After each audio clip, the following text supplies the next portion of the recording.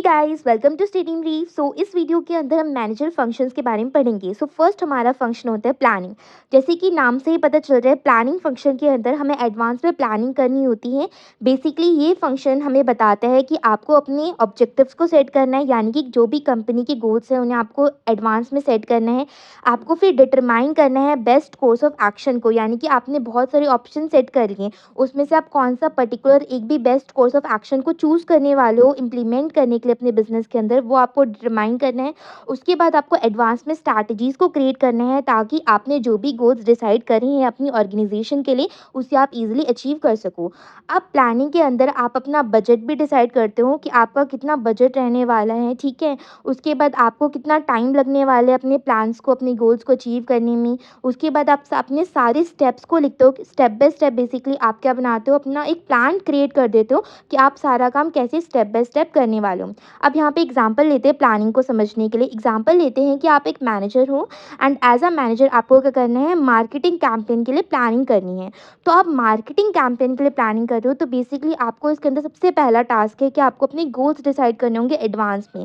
फिर उसके बाद आपको अपनी टारगेट ऑडियंस को आइडेंटिफाई करना पड़ेगा कि आपका जो मार्केटिंग करना है आपको, वो उसमें आपकी ऑडियंस क्या रहने वाली है मार्केट के अंदर, क्योंकि मार्केट के अंदर बहुत ज़्यादा ऑडियंस रहती है, बहुत वेरिएशंस रहते हैं। तो आपको एक पर्टिकुलर अपना टारगेट ऑडियंस को टारगेट करना है। उसके बाद आपको रिसोर्सेज को एलोकेट करना है। आपको इस तरीके से अपने रिसोर्सेज को लगाना है कि आपकी जो रिसोर्सेज है वो वेस्टेज ना हो।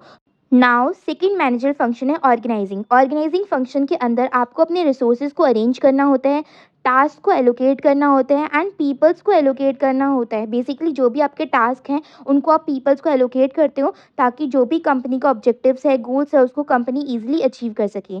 ऑर्गेनाइजिंग के अंदर आपको अपना एक स्ट्रक्चर क्रिएट करना होता है, रिस्पॉन्सिबिलिटीज़ को एलोकेट करना होता है towards the people. Let's take an example to understand organizing guys. Example लेते हैं कि आप मैनेजर हैं एंड आपको अपनी प्रोजेक्ट टीम को क्या करना है, ऑर्गेनाइज करना है। तो सबसे पहला आपका टास्क होगा कि आपको रोल्स को डिफाइन करना होगा कि कौन कौन से रोल्स आपके पास हैं।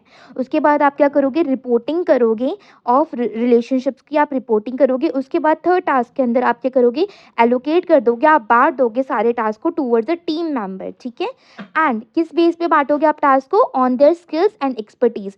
कौन सा मेंबर की क्या एक्सपर्टीज है, उसकी क्या स्किल्स है, उसके बेस पर आप उसे टास्क दोगे। ऑर्गेनाइजिंग के अंदर आपको right people and right task चुनना होता है at the right time. Now third function है स्टाफिंग। स्टाफिंग फंक्शंस के अंदर बेसिकली आपको एक्वायरिंग, डेवलपिंग एंड रिटेनिंग करनी पड़ती है क्वालिफाइड वर्कफोर्स की। अब यहाँ पर क्वालिफाइड वर्कफोर्स से हमारा मतलब होता है कि कंपनी के लिए कौन सा ऐसा पर्टिकुलर पर्सन है जो कंपनी को बेनिफिट दे रहा है, वो कंपनी के लिए क्वालिफाइड वर्कफोर्स हो गया। तो आपको ऐसे लोगों को कंपनी के अंदर रिटेन करके रखना है, उन्हें कहीं जाने नहीं देना। स्टाफिंग के अंदर वेरियस एक्टिविटीज़ इंक्लूड होती है, जैसे कि recruitment, selection, training and performance evaluation. Recruitment का मतलब होता है, अगर आपकी कंपनी के अंदर कोई भी वैकेंसी है तो आप क्या करोगे, एडवर्टाइजमेंट कर दोगे उसकी, तो दैट इज रिक्रूटमेंट, ठीक है। सिलेक्शन का मतलब होता है आप बेसिकली पर्टिकुलर कैंडिडेट्स को सिलेक्ट कर रहे हो उनकी स्किल, उनकी परफॉर्मेंस के बेस पर। ट्रेनिंग का मतलब होता है आप अपने कैंडिडेट्स को ट्रेनिंग प्रोवाइड कर रहे हो रिगार्डिंग एनीथिंग, ठीक है। कोई भी उन्हें स्किल्स दे रहे हो, ट्रेनिंग दे रहे हो उन्हें उसके रिगार्डिंग। एंड परफॉर्मेंस इवैल्यूएशन का मतलब होता है ओवरऑल कैंडिडेट्स ने क्या क्या परफॉर्म करा है विद इन एन ईयर, उसको ओवरऑल इवैल्यूएट करना। एग्जांपल ले लेते हैं, एज अ मैनेजर आपको स्टाफिंग करनी है रिटेल स्टोर की। आप यहाँ पे आप रिटेल स्टोर में स्टाफिंग कर रहे हो, तो सबसे पहला काम क्या है आपका, एडवर्टाइज करोगे जॉब ओपनिंग्स के रिगार्डिंग। जो भी आपके रिटेल स्टोर में अगर वैकेंसी खाली है तो आप जॉब ओपनिंग के रिगार्डिंग का करोगे, एडवर्टाइजमेंट क्रिएट करोगे, दैट इज रिक्रूटमेंट। उसके बाद आप क्या करोगे, कैंडिडेट्स का इंटरव्यू लोगे एंड उसके बेस पर आप कैंडिडेट्स को सिलेक्ट करोगे। उसके बाद आप कैंडिडेट्स को पर्टिकुलर ट्रेनिंग प्रोवाइड करोगे, ताकि वो रिटेल स्टोर में अच्छे तरीके से वर्क कर सकें। नाउ फोर्थ फंक्शन होता है लीडिंग। लीडिंग फंक्शन के अंदर आपको गाइडिंग, मोटिवेटिंग एंड इन्फ्लुएंसिंग करनी होती है एम्प्लॉयज़ की, ताकि जो एम्प्लॉयज़ है वो मोटिवेटेड रहेंगी एंड फर्दर ज़्यादा से ज़्यादा प्रोडक्टिविटी जनरेट करेंगी एंड कंपनी के गोल्स को अचीव करेंगी। अब जो लीडिंग होता है इसके अंदर हमें डायरेक्शन रिजॉल्व करना होता है अगर कोई भी कन्फ्लिक्ट्स आ जाते हैं एम्प्लॉयज़ के बीच में, ठीक है। एंड हमें एज अ टीम वर्क काम करना होता है लीडिंग के अंदर। बेसिकली लीडिंग आपको बताता है कि आपको अपने एम्प्लॉयज़ को पर्टिकुलर गाइडेंस प्रोवाइड करनी है, उन्हें मोटिवेट करके रखना है, ताकि जो एम्प्लॉयज़ है वो प्रोडक्टिविटी जनरेट करें कंपनी के लिए। एग्जाम्पल के लिए आप मैनेजर हैं सेल्स टीम के एंड आपको एज अ लीडिंग काम करना है वहाँ पर, ठीक है। तो आप क्या करोगे, आप बिकॉज आप सेल्स टीम के मैनेजर हो तो आपको अपनी परफॉर्मेंस टारगेट्स को इवैल्यूएट करना पड़ेगा, आपको अपने एम्प्लॉयज़ से रेगुलर फीडबैक लेने पड़ेंगे, उन्हें कोचिंग प्रोवाइड करनी पड़ेगी अगर वो कहीं अच्छे से काम नहीं कर रहे, ठीक है? उन्हें मेंटर करना पड़ेगा आपको एंड आपको एज़ अ टीम मेंबर्स को इंस्पायर करना पड़ेगा ताकि क्यों करोगे आप अपने टीम मेंबर्स को इंस्पायर? ताकि जो आपके एम्प्लॉयज़ हैं, जो भी आपके कैंडिडेट्स काम कर रहे हैं सेल्स टीम के अंदर, वो अपने सेल्स टारगेट्स को अचीव करके रख सकें।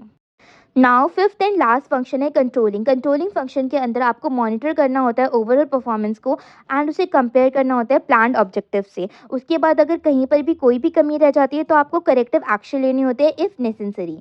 कंट्रोलिंग के अंदर हमें परफॉर्मेंस स्टैंडर्ड्स को सेट करना होता है, उसके बाद मेज़र करना होता है एक्चुअल परफॉर्मेंस कितनी आई है एंड आपकी प्लान्ड परफॉर्मेंस क्या थी, आप क्या चाहते थे कि आपका कितना हो जाना चाहिए टास्क एंड एक्चुअल में आपका कितना परफॉर्मेंस हुई है। इन सबको आप मेज़र करोगे, ठीक है? फिर इवैल्यूएट करोगे। एग्ज़ाम्पल लेते हैं कि एज़ अ मैनेजर आपको मैन्युफैक्चरिंग प्रोसेस को कंट्रोल करना है, क्योंकि अब आप मैन्युफैक्चरिंग प्रोसेस को कंट्रोल कर रहे हो तो यहाँ पे क्या करना होगा, आपको प्रोडक्ट्स की क्वालिटी देखनी होगी, ठीक है? कि आपके जो प्रोडक्ट्स हैं वो क्वालिटी वाइज़ अच्छे हैं भी या नहीं हैं। फिर आपको ओवरऑल जो आपकी प्रोडक्शन डेटा है उसको एनालाइज़ करना पड़ेगा डीपली एंड अगर कहीं पर भी आपको लगता है कि एडजस्टमेंट की नीड है, इम्प्रूवमेंट की नीड है या फिर करेक्टिवनेस की नीड है, तो आप वो मेंटेन करोगे इन द कंट्रोलिंग प्रोसेस।